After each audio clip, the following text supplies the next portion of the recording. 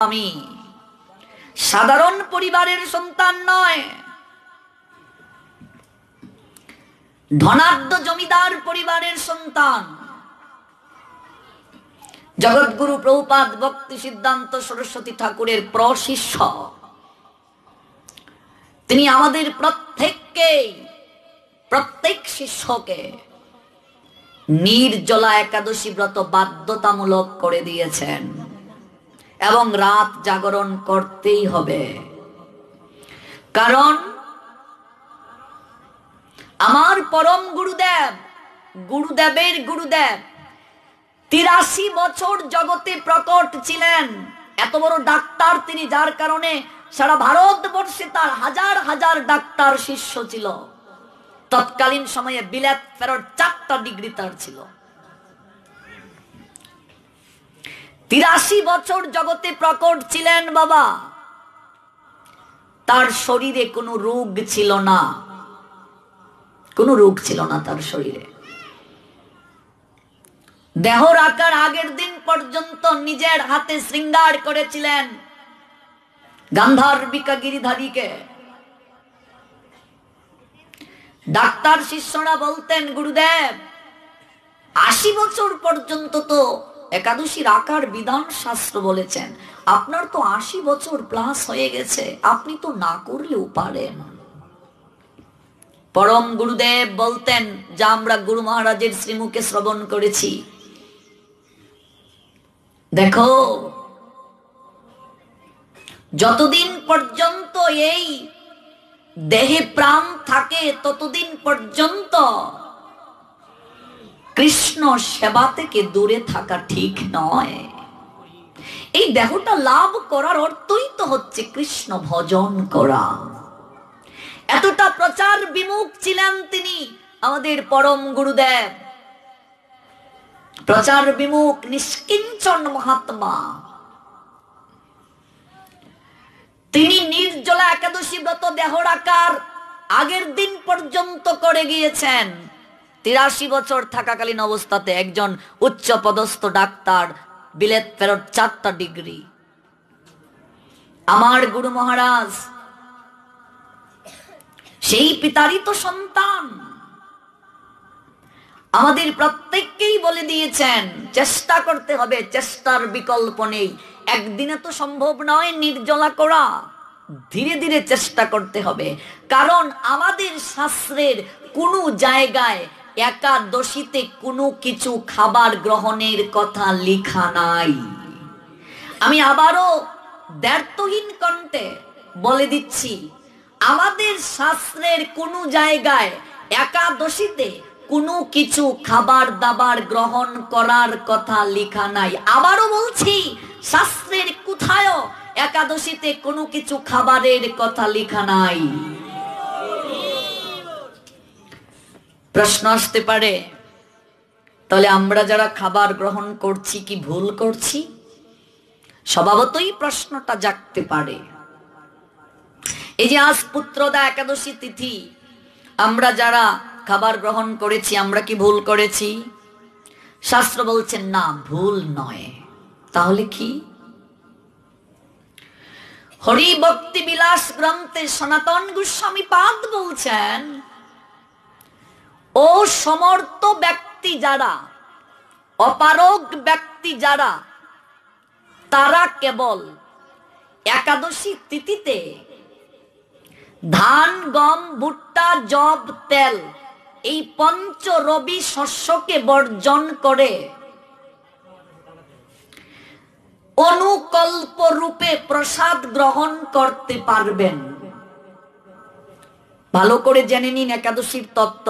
কারণ একাদশী ব্রত পালনে যে কৃপা লাভ হয়, আর কোনো কিছুতে এত কৃপা লাভ হয় না। অসমর্থ ব্যক্তি কারা, অপারগ কারা? টিকায় সনাতন গোস্বামী পাদ বলে দিলেন, যাদের বয়স হয়ে গেছে, যারা রোগে সুখে আক্রান্ত, যারা উপবাস থাকতে পারে না, অসমর্থ তারা এবার মনে করুন আমার বয়স 16, 18, 20, 25, 30, 35, 40। আমি কি 65 বছরের দাদুর মতো অসমর্থ হয়ে গেলাম? আমি কি 70 বছরের ঠাম্মার মতো অসমর্থ হয়ে গেলাম? না। তাহলে আমার জন্য অনুকল্পের বিধান সনাতন গোস্বামীপাদ বলেন নাই। অনুকল্প জিনিসটা কি বললেন তিনি?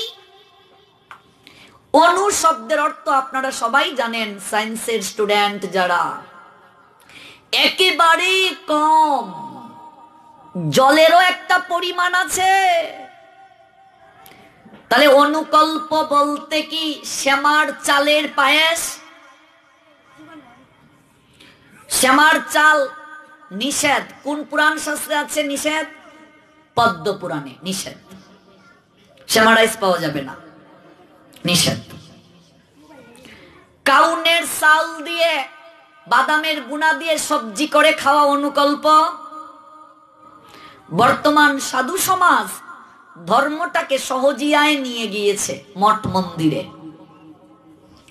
এমনিতে একাদশীতে পেট পর্যন্ত, কেউ কেউ গলা পর্যন্ত। খেয়ে দিয়ে উপবাস হবে না বাবা। সত্য, ত্রেতা, দাপর, কলি, এই যে 4টা যুগ, এই সত্য যুগে যুগের আয়ুষ্কাল ছিল 17,28,000 বছর। মানুষ 1 লক্ষ বছর জীবন ধারণ করতে পারত। সত্য যুগে মানুষ না খেয়ে কেবল প্রাণায়ামের মাধ্যমে বায়ুকে সেবন করে 1000 বছরের উপরে ধ্যান করতে পারত। সত্য যুগের পরে আসলো ত্রেতা যুগ। যুগের আয়ুষ্কাল 12,96,000 বছর, অর্থাৎ 17,28,000 বছর থেকে আপনি যদি মাইনাস করেন 12,96,000 বছর, তাহলে আমরা দেখতে পাই 4,32,000 বছর যুগের আয়ুষ্কাল কমে গিয়েছে। মানুষের আয়ু 1 লক্ষ থেকে কমে দাঁড়ালো 10,000 বছর। তারপর ত্রেতার পরে দাপর যুগ আসলো। দাপর যুগের আয়ুষ্কাল 8,64,000 বছর, অর্থাৎ যুগের আয়ুষ্কাল কমে দাঁড়ালো 12,96,000 বছর থেকে 8,64,000 বছর, অর্থাৎ 12,96,000 বছর মাইনাস করেন 8,64,000 বছর ইকুয়াল 4,32,000 বছর। তারপর বর্তমানে আমরা যে যুগে বসবাস করছি কলিযুগ। এই দেখুন কলির কাণ্ড। কলির কাণ্ডটা কি? আয় হরিবল, কলির কাণ্ড দেখো। একটু বিপত্তি ঘটিয়ে দেখিয়েছেন আপনারা কেমন শ্রোতা। তার মানে কি কলি সবার ঘাড়ে বসে গেছে, বিশেষ করে পিছনে সবার ঘাড়ে। ভগবান একটা বিপত্তি ঘটিয়ে দেখালো, তুমি কেমন শ্রোতা। পরীক্ষিতের জীবন প্রদীপ 7 দিন জ্বলবে, সবকিছু ছেড়ে চলে গেলেন, কিচ্ছুটির দিকে তাকালেন না। মহাপ্রস্থানের পথে যুধিষ্ঠির মহারাজ চলছেন, অর্জুন পা পিছলে পড়ে গেল, পিছনে ফিরে তাকালেন না। পিছনে ফিরে তাকানো মানেই কলিগ্রাস। সাধু সঙ্গ এতদিন যাবত করো, এখানে এসে কেউ মরলেও তো ভগবানের কৃপা লাভ করবে। তোমার পিছনে তাকানোর মানে কি? তুমি কাউকে কি ভালো রাখতে পারবে? মূর্খ আমরা, বুদ্ধি বলে কিছু নেই। দ্রৌপদী উচট খেয়ে পড়ে গেলেন, যুধিষ্ঠির পিছনে ফিরে তাকালেন না। নকুল সহদেব পড়ে গেলেন, পিছনে তাকালেন না। ভীম পড়ে গেলেন, পিছনে তাকালেন না। আমরা কেউ সেন্সলেস হয়ে পড়ে গেলে কৃষ্ণ কথার আসর ব্যঙ্গে ফেলি। কত মূর্খ আমরা। মনে রাখবে, তোমার কারণে যদি কারো কথার শ্রবণে ব্যাঘাত হয়, সমস্ত পাপ তোমাকে বহন করতে হবে। কাজে most attentive listening what I say. Krishna কথা ব্যতীত কোনো দিন যদি কাটে, সেই দিন তোমার দুর্দিন। শ্রীবাসের একটা পুত্র ভগবানের সংকীর্তন চলছে, হরিনাম যজ্ঞ চলছে, এক ছেলে মরে গেছে শ্রীবাসের। শ্রীবাস মালিনীকে গিয়ে বললেন তার স্ত্রীকে, কান্নাকাটি বন্ধ করো, তোমার কান্নার কারণে যদি মহাপ্রভুর কীর্তনে ব্যাঘাত হয়, আমি গলায় কলসি বেঁধে গঙ্গায় ডুবে মরব। কি বুঝলে হরিকথা শুনে? যার কারণে শ্রীবাসের ঘরে মহাপ্রভু আবদ্ধ হলেন। এই জন্যই তো সাধু সঙ্গ করেও কৃপা পাই না। ভগবান একটা ঘটনা ঘটিয়ে দেখেন আমাদের মন কতটুকু কৃষ্ণ কথার প্রতি আসক্ত। এই জন্য সর্বদা মনে রাখবে, ভগবানের কথা যখন শুরু হবে, কায় মনোবাক্যে ভগবানের কথাকেই শ্রবণ করতে হবে, আর কোনো দিকে নজর দেয়া যাবে না। বলছিলাম কলিযুগের কলির তাণ্ডবের কথা। ওই তাণ্ডবে কখনো মন নিবদ্ধ করবেন না। আয়ুষ্কাল 4,32,000 বছর। 8,64,000 থেকে 4,32,000 বিদ দেন, 4,32,000 কমে গেল। মানুষের আয়ু 10,000 বছর থেকে আসলো, দাপরে 1,000 থেকে কমে দাঁড়ালো 100। আবার শাস্ত্র বলছেন কলিযুগের মানুষের নির্ধারিত কোনো আয়ু নাই, যে কোনো সময় কলিযুগের মানুষেরা মরে যাবে। দাদুর আগে নাতি মরবে, মায়ের আগে মেয়ে মরবে। এ যুগের নাম কলি, যে কোনো সময়ে মানুষ হবে বলি, মরে যাবে। এখান থেকে উঠতে পারবো কিনা গ্যারান্টি নেই, বাড়িতে ফিরে যেতে পারবে কিনা গ্যারান্টি নেই। বল হরি হরি বল হয়ে যাবে। অন্যান্য যুগে মানুষ 1000 বছর, 100 বছর ধ্যান করতে পারত, যাগ যজ্ঞাদি করতে পারত, পরিচর্যা পূজা করতে পারত। কিন্তু কলিযুগের মানুষের পক্ষে সম্ভব নয়। তাদের মন চঞ্চল। একটু আগে আমরা প্রমাণ পেলাম। তারা অন্নগত প্রাণ, অন্ন মানে আহার, আহার ছাড়া তারা বাঁচতে পারবে না। জুনিগত মন, তারা কামনায় আসক্ত। এখানে কলিযুগের মানুষ কি করে ভগবানের চরণ লাভ করবে, ভগবানের কৃপা পাবে, এটাই হলো আমাদের জানার বিষয়। এই জন্য চৈতন্য মহাপ্রভু গৌর হরি এই কলিহত জীবীকে খুব সহজে কৃষ্ণচরণ লাভের বিধান শাস্ত্র অনুসারে প্রচার করে দেখিয়ে দিলেন। নিজে ভগবান হয়ে আচরণ করে শিক্ষা দিলেন, শাস্ত্র জানিয়ে দিলেন। এই কলিহত জীব 365 দিনের মাঝে কেবল মাত্র 24টা দিন না খেয়ে ভগবানকে ডাকবে, কিচ্ছুটি আহার করতে পারবে না। কারণ সত্য ত্রেতা দাপরের মতো আমাদের এত বয়স বেঁচে থাকার সামর্থ্য নাই। যুগের আয়ু কম। 100 জনের মাঝে 75 জন অসুর প্রকৃতির, 25 জন কেবল আপনাদের মতো ভক্ত বৈষ্ণব। এই কলিযুগে ভক্তি জ্ঞান বৈরাগ্য প্রকাশিত না, ঘুমন্ত অবস্থায়।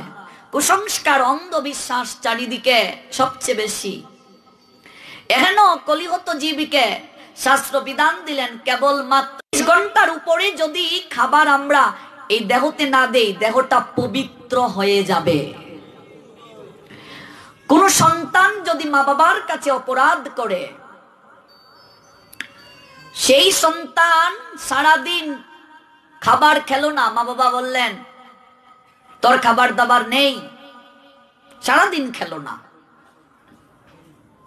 তারপর মা বাবার কাছে গিয়ে করো জুড়ে সিলিন্ডার করে যদি বলে, মা বাবা আমি আমার ভুল বুঝতে পেরেছি, এমন কোনো আর কাজ করব না যে কাজ করলে তোমরা কষ্ট পাও, সমাজে তোমাদের মাথাটা নিচু হয়ে যায়, আমাকে এবারের মতো ক্ষমা করে দাও।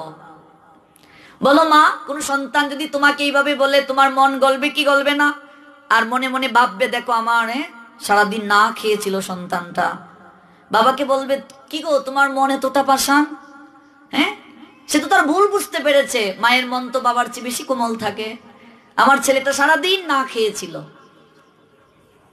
একটু অন্য সময়ের চেয়ে মনটা বেশি নরম হবে কি হবে না? না খেয়ে তোমার কাছে এসে ক্ষমা চাইছে। আমরা ভগবানের কাছে কথা দিয়ে এসেছি, গোবিন্দ এই অন্ধকার প্রকোষ্ঠ, এই যে মাতৃজঠরটা, এটা অন্ধকার প্রকোষ্ঠ, মলমূত্রের ভান্ডারে আমরা ছিলাম। তুমি একান্ত থেকে আলোর জগতের সন্ধান দাও গোবিন্দ, তোমার আইন পালন করব, তোমার কথা ব্যতীত এক পাও অগ্রসর হব না, যা খাবো তোমায় দিয়ে খাবো। করছি কি পালন? ভগবানকে দিয়ে প্রসাদ পাচ্ছি, তোমার আইন মেনে চলবো, তোমার প্রদত্ত সমস্ত কিছু আমানত রূপে কেবল আমি রাখবো, আমি পাহারাদার হয়ে থাকব, তোমার সংসারে আমি পাহারাদার। আর এই জন্ম নিয়েই আমার পুত্র, আমার কন্যা, আমার সন্তান, আমার বাড়ি, আমার ব্যাংক ব্যালেন্স, আমার সবকিছুই আমার আমার। আর ভগবান হেসে বলেন, তুই কার? সবই যদি তোর হয় তুই কার? এই উত্তর নাই, আমরা ভুলে গেলাম। এই জন্য সারাদিন যদি তুমি না খেয়ে থাকো, তোমার ইন্দ্রিয়গুলি একটু নির্মল হলো, তখন যদি তুমি ভগবানের কাছে গিয়ে প্রার্থনা করো, গোবিন্দ এই সংসারে তোমার আইন পালন করতে পারলাম না, আরাধনা যদি করো, গোবিন্দ তোমার আদেশকে প্রতিপালন করলাম না, হেলায় হেলায় জীবন চলে গেল, তুমি যে মূলধন দিয়ে পাঠিয়েছিলে সেই মূলধন রক্ষা করতে পারলাম না, পুঁজি আনলাম 16 আনা, লাভ করিবার আসে, আসলে আসল মিলে না, মাজন বুঝাবো কি দিয়ে, সমস্ত কিছু হারিয়ে ফেললাম গোবিন্দ, আমায় ক্ষমা করে তোমার চরণ সেবা করার কৃপা বাড়িতে বর্ষিত করিয়ে দাও। এমনিতে খেয়ে দে ভগবানকে ডাকলে, আর না খেয়ে প্রাণ ভরে ভগবানকে ডাকলে ভগবান কিসে সন্তুষ্ট হবেন? এটা হচ্ছে একটা কথা। দ্বিতীয় কথা হচ্ছে, এই একাদশী তিথি ভগবান শ্রী বিষ্ণুর শরীর থেকে একাদশীর আবির্ভাব। একাদশী মূলত ভগবানের একটা রূপ। এই একাদশী তিথিতে শাস্ত্র বলছেন, জগতের যত পাপ আছে সমস্ত পাপ এই অন্য জাতীয় দ্রব্যাদির মাঝে এসে আশ্রয় গ্রহণ করে। জগতের যত পাপ আছে, কি পাপ? পিতৃহত্যার পাপ, মাতৃহত্যার পাপ, গুরু হত্যার পাপ, চৌর্যবৃত্তির পাপ, গুরু পত্নীর প্রতি লালায়িত হওয়ার পাপ, জগতের যত প্রকার পাপ আছে, ব্রহ্ম হত্যার পাপ, গু হত্যার পাপ, গাবি হত্যার পাপ, জগতের যত পাপ আছে বাবা, সমস্ত পাপ এসে আশ্রয় গ্রহণ করে। আর ভাগবতে ভগবান কপিল দেব জানিয়ে দিলেন, পাপের কারণে শরীরে কঠিন কঠিন ব্যাধি হয়। আজকে আমার প্যারালাইসিস, ক্যান্সার, হার্ট ব্লকেজ, ভাগবত জানিয়ে দিলেন এটা আমার কর্মফল। পাপের কারণে শরীরে কঠিন কঠিন ব্যাধি হয়, প্রাক্তন কর্মের কারণে।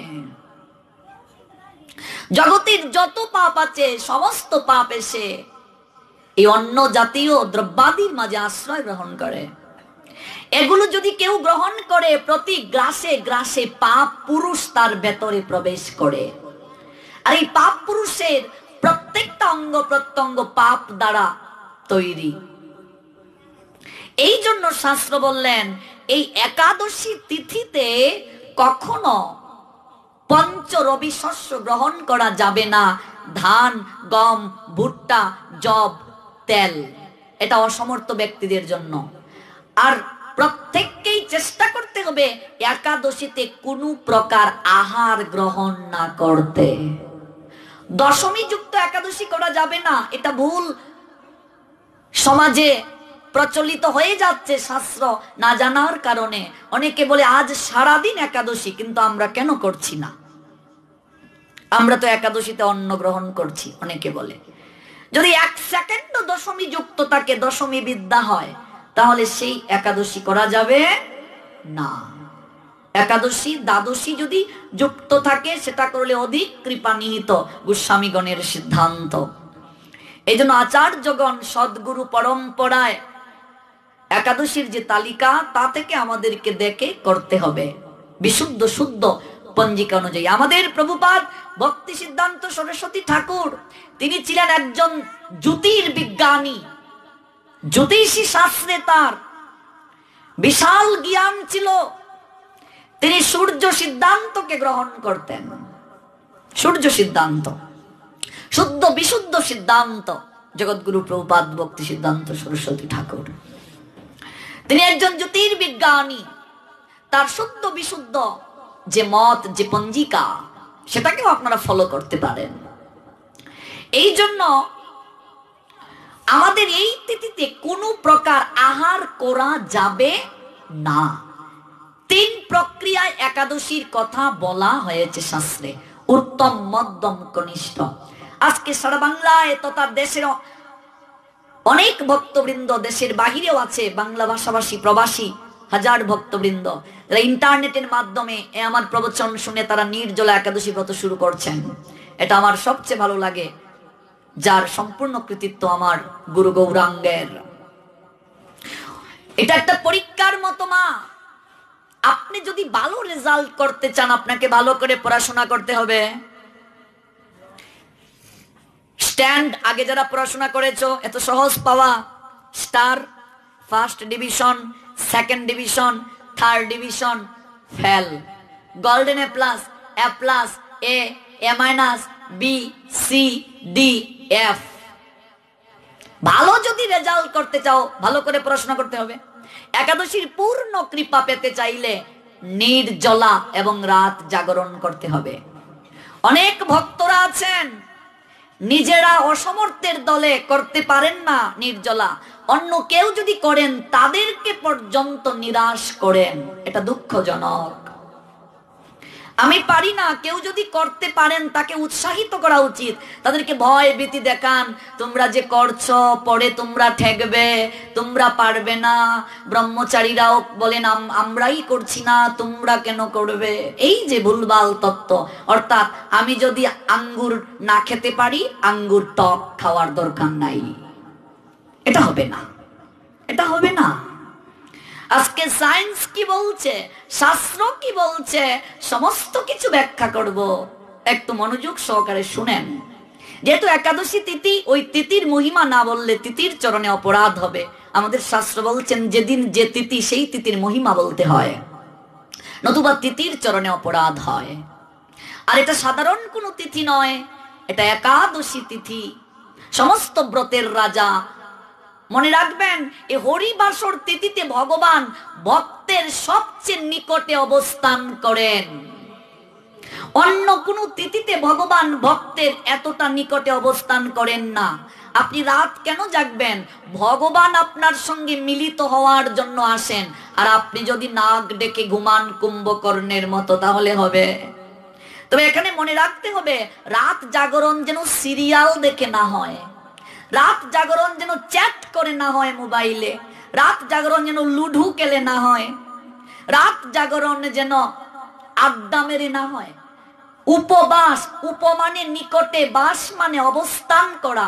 ভগবানের নিকটে অবস্থান করতে হবে। ভগবানের নিকটে কিভাবে অবস্থান করবে? তার কথার দ্বারা। এক জায়গায় কয়েকজন বসে ভগবানের কথা আলোচনা করো। রাত জাগরণ 3টা পর্যন্তও যদি কেউ জাগরণ করে, তাহলেও সে জাগরণের কৃপা পেয়ে যাবে।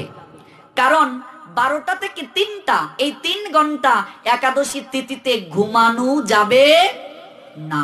এটা বলেছেন বৈষ্ণব সার্বভৌম সিদ্ধ বাবা জগন্নাথ দাস মহারাজ, আমাদের ভাগবতীয় গুরু পরম্পরায় যিনি আছেন।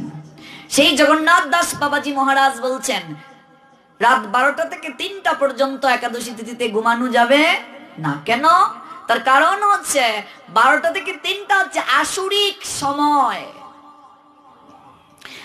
12টা থেকে 2টা আসুরিক, 2টা থেকে 3টা অতি আসুরিক, 2টা থেকে 3টা এটা আরো খারাপ সময়, ছন্ন ছাড়া সময়। নন্দ মহারাজ কেবল আসুরিক সময়ে বের হয়েছিলেন, তাকে ধরে নিয়ে গেল। এটা আপনারা ভাগবতে লীলা জানেন। আসুরিক সময়ে সন্তান ধারণ পর্যন্ত শাস্ত্রে নিষেধ করেছে। কেউ যদি 12টা থেকে 3টার ভিতরে সন্তান ধারণে প্রবৃত্ত হয়, সহবাস করে, তাহলে তার সন্তান অসুর প্রকৃতির হবে। এটা নিষেধ করা হয়েছে শাস্ত্রে। ভোরবেলা যদি কেউ সন্তান ধারণে প্রবৃত্ত হয়, তার সন্তান আসুরিক প্রবৃত্তির হবে। সন্তান ধারণের উৎকৃষ্ট সময় রাত 9টা থেকে 12টার ভিতরে, এটা হচ্ছে উৎকৃষ্ট সময়। অত্রি সংহিতা আমাদেরকে বলছেন আসুরিক সময়ে সন্তান ধারণে প্রবৃত্ত হলে তোমার সন্তানের মাঝে আসুরিক মনোবৃত্তি থাকবে। পিতা যে মানসিকতায় মায়ের সঙ্গে মিলিত হবেন, সেই মানসিকতা সন্তানের মাঝে থাকবে।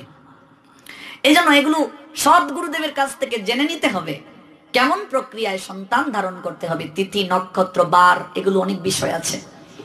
তারপর গর্ভ সংস্কার, গর্ভকালীন অবস্থায় মায়ের কর্তব্য কি, এগুলো জানি না বলেই তো আজকে আমার সন্তান অসুর প্রকৃতির, আমার কথা শুনে না। এগুলো মানি না বলেই তো আমার সন্তান পঙ্গু, অন্ধ হচ্ছে। এগুলো মানি না বলেই তো আমার সন্তান সুসন্তান না। এগুলো মানছি না বলেই তো আমার সন্তান ভক্ত হচ্ছে না। আজকে রাবণের জন্ম বৃত্তান্তটা আপনি হৃদয়ঙ্গম করেন, কুম্ভকর্ণের জন্ম বৃত্তান্তটা আপনি পড়ে দেখুন। কংস অসুর কি করে হলো, তার মা পদ্মাবতী কি করে সন্তান ধারণে প্রবৃত্ত হয়েছিলেন, সেটা আপনি জানুন, দেখবেন আপনি উত্তর পেয়ে যাবেন। পদ্মাবতী কখন সন্তান ধারণে প্রবৃত্ত হয়েছিল? গুধুলি লগনে।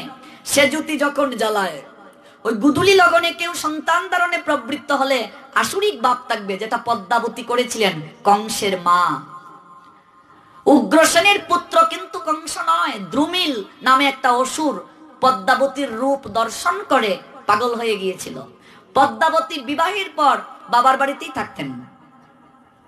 একদিন তিনি ছাদের উপরে অবস্থান করে একটু হাঁটাচলা করছিলেন, একটু বাতাস গায়ে লাগানোর জন্য। এদিকে দ্রুমিল পদ্মাবতীর রূপ, তারপর গুণ, এগুলো দর্শন করে, নিরীক্ষণ করে পাগল হয়ে গিয়েছিল, কি করে পদ্মাবতীকে কাছে পাওয়া যায়। তাই উগ্রসেনের রূপ ধারণ করেছিল দ্রুমিল অসুর।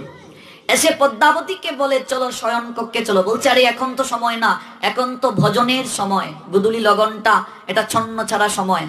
এই সময়টা প্রত্যেক জাতি